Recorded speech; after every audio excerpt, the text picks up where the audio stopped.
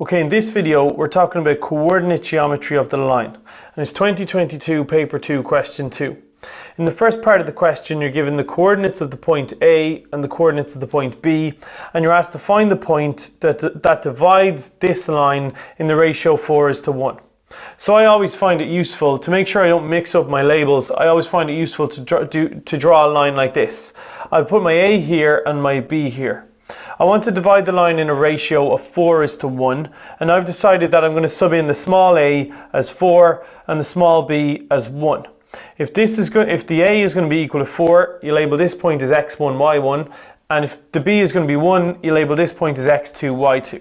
Then I just go to my maths tables and I took down the formula, I subbed in my values from my diagram, and when you plug it into your calculator, the answer C is 4/5, 8/5. Okay, in part B, we're given a line and we're told a point on the line is the point QR and that the slope of the line is M.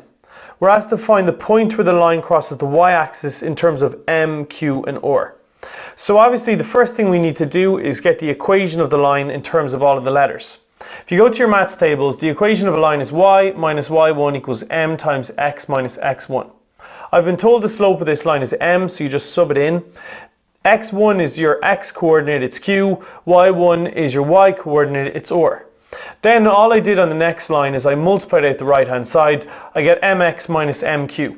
So this is the equation of the given line in terms of m, q and r. Now we need to find the point where it crosses the y-axis. You should remember that when a line crosses the y-axis, the x value is equal to 0. So in order to find the point where it crosses the y-axis, you take the equation of your line, you sub in x equals 0. So all I did here was I subbed in x is equal to 0. Then if you know the x coordinate, you're trying to find the y coordinate. So your goal is to isolate the y. So all I did was I brought the or across. Obviously m times 0 is just 0, so y works out as or minus mq. That tells me that when the x coordinate is 0, the y coordinate is or minus mq. In other words, my answer is this. This is the point where the line crosses the y-axis in terms of the letters given in the question. Okay, in part C, we're told that the angle between two lines is 30 degrees.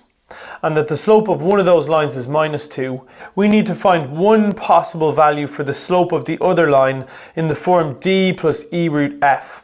So you should recognize if we're talking about the angle between two lines, we're talking about this formula. They've told me the angle between the lines is 30 and one of the slopes is -2. So I'm subbing that in for m1, although it doesn't matter if I sub it in for m1 or for m2. Now, you'll notice that there's a plus or minus here because there are two possible answers. So that's the actual formula.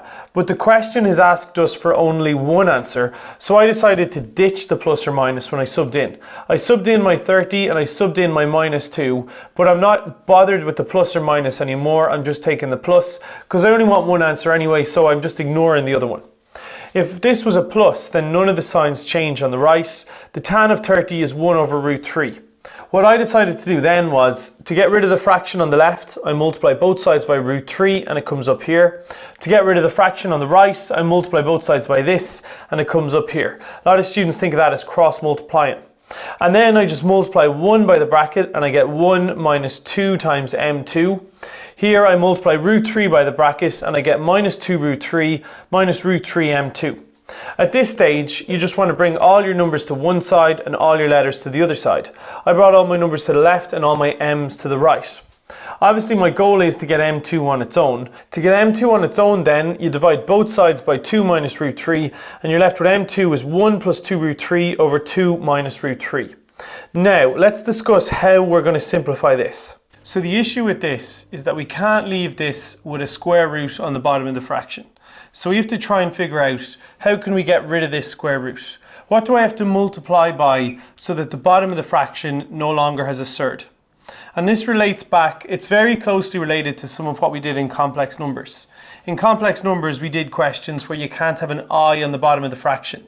And in order to get rid of the I on the bottom of the fraction, if you have something like 2 plus 3i, you multiply by the conjugate of you multiply it by its conjugate. If you multiply a complex number by its conjugate, then the i's cancel out and you're left with something real. And the exact same principle applies here. If I have 2 minus √3, in order to get rid of the surd, I need to multiply it by its conjugate. you should remember that the conjugate just involves changing the sign in front of the surd. So in this case, the conjugate of 2 minus root 3 is 2 plus root 3. And now on the bottom, if I multiply out these double brackets, we're going to end up with all our surds cancelling out. But the problem here is you can't just randomly multiply the bottom of the fraction by 2 plus root 3. If you're going to multiply the bottom of the fraction by 2 plus root 3, then you also have to multiply the top of the fraction by 2 plus root 3. Because if you look at what we're doing now, I'm multiplying the top and the bottom by the same thing. This fraction has a value of 1. If I'm multiplying by 1, then I'm not changing the value of the expression. So if you multiply top and bottom by 2 plus root 3, you don't actually change the value, it's just going to be in a different form. So let's just multiply this out now and get our final answer. So we simply have double brackets on the top and double brackets on the bottom. You multiply the first thing in the first bracket by the second bracket, second thing in the first bracket by the second bracket. You do that on the top and the bottom. There's nothing fancy going on the top, but I want you to look at what happens on the bottom. 2 by 2 gives me 4. 2 by root 3 gives me plus 2 root 3. Then minus root 3 by 2 gives me minus 2 root 3. Minus root 3 by plus root 3 is minus 9, or in other words, that's just going to become a minus 3 in a minute. But look at what happens in the middle. When you multiply 2 minus root 3 by its conjugate, the middle terms cancel out. And that's the point of these last few lines. That's the point, because then the surds on the bottom are gone. You end up with 4 minus 3. On the bottom, you just end up with 4 minus 3, which is a 1. On the top, I have a 2, and 2 by root 9 is the same as 2 by 3, which is 6. I added the terms in the middle. 1 root 3 plus 4 root 3 is 5 root 3. So if you simplify the top fully, you get 2 plus 6, which is 8, and you get 5 root 3, and 4 minus 3 is simply 1.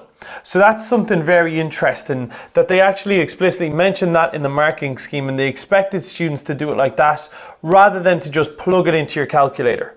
So if there's a surd on the bottom of the fraction like this, you should assume that they want you to drag it out, to do it out like this, rather than to actually plug it into your calculator. And again, like I mentioned, there's a number of places on the website that you can see videos similar to that.